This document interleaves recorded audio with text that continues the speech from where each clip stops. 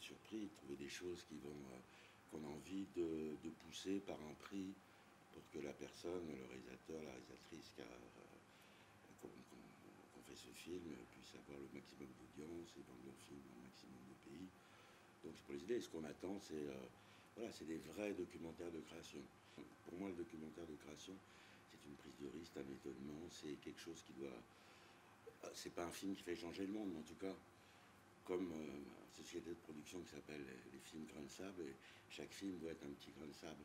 Ça peut être des films extrêmement qui vont jouer sur l'émotion, mais très très fort et qui vous amènent à réfléchir. C'est une recherche, une avancée, et c'est ce que j'attends de voir dans les films, d'être étonné, d'être perturbé aussi, d'être remué quelque part, aussi bien au niveau émotionnel que intellectuel. Ce qu'on attend, c'est d'être passionné, c'est étonné, c'est de se dire, il nous amène, enfin, nous raconter une histoire. On raconte toujours une histoire, comme en fiction.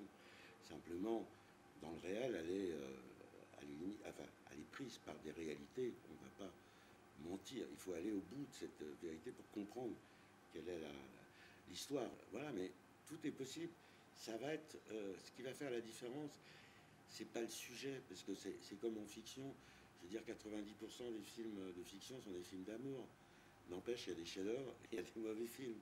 C'est-à-dire, donc, ce qui est important, c'est l'œil, la pensée, la réalisation du réalisateur. Et c'est la réalisatrice. C'est lui qui va faire que ce film va être autre chose, va nous amener. C'est pas simplement un sujet. On dit souvent, ouais, c'est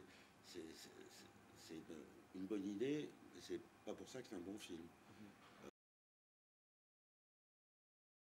Je vais faire des interviews qui vont durer peut-être 2 heures ou 3 heures, jusqu'à les rapports de confiance, l'écoute, fasse que la personne va me donner quelque chose d'extrêmement fort, important, qui va aussi faire réagir le spectateur, le questionner.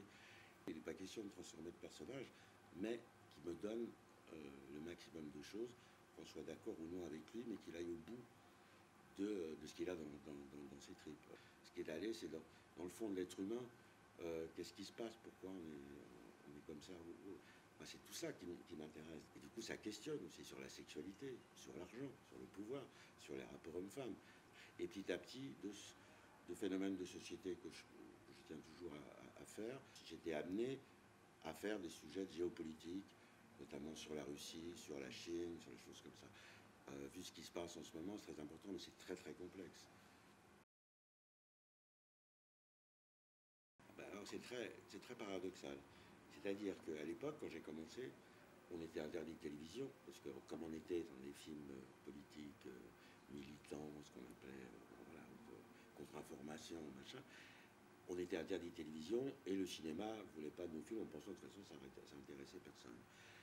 Et donc pour moi en même temps, c'était l'âge d'or du documentaire, de ce type de documentaire. C'est-à-dire que, alors qu'il n'y avait pas Internet, on avait un réseau de diffusion absolument extraordinaire, on a été jusqu'à 5000 points de diffusion, et on allait faire des débats, souvent on faisait un film, et puis pendant 1 an ou 2 ans, on faisait des débats tous les jours, et les films, on les autoproduisait grâce aux locations des films et aux gens qui venaient voir les films dans les salles. Donc c'était les citoyens en même temps qui nous jugeaient sur les films. Si nos films pensaient qu'ils étaient mauvais, ils ne les demandaient pas. Moi, ça a mis 20 ans pour que je fasse mes premiers films à la télévision. Ce qui n'était pas évident. En même temps, on avait fait une association qui s'appelait La Bande à Lumière en 86, où il y avait 0 documentaire qui passait sur les chaînes de télé. Aujourd'hui, il y a presque 2000 heures. Donc, il y a une possibilité quand même. Il ne faut pas se plaindre non plus. Il y a une vraie. Mais voilà, c'est pas. L'audimat est arrivé aussi. Voilà, la pub, les choses. Donc, c'est des choix, surtout pour les jeunes réalisateurs, de peut-être leur imposer. Mais bon, le service public, il est libre. Voilà, à part ça, il y a des luttes de pouvoir. Il y a la politique qui essaie sans arrêt de se mêler.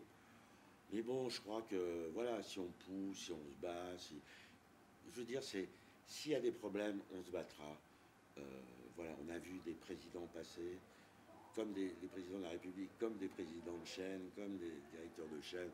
Donc ça va, on est toujours là et on continue à faire les films, puis c'est tout. Ça, notre seul truc, c'est de faire des bons films, d'en être fiers et de se battre pour ces films et de faire en sorte d'aider la production, voilà, de découvrir des jeunes réalisateurs, réalisatrices, de les amener à faire des films, à prendre notre suite, voilà.